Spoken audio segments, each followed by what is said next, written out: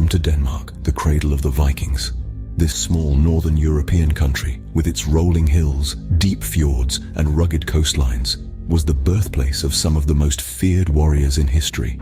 During the Viking Age, which spanned from the late 8th to early 11th century, Danish Vikings set out from these shores, their keen seafaring skills taking them as far as North America to the west and Constantinople to the east.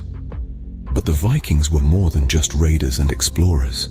They were also traders, farmers, and craftspeople. Their influence is woven into the very fabric of Danish society. The Danish language, for instance, still carries echoes of Old Norse, the tongue of the Vikings. And if you wander around Denmark today, you'll find that Viking heritage is alive and well. Take Roskilde, for instance, a charming city west of Copenhagen. Here, you'll find the Roskilde Viking Ship Museum, home to 5 original Viking ships excavated from the fjord.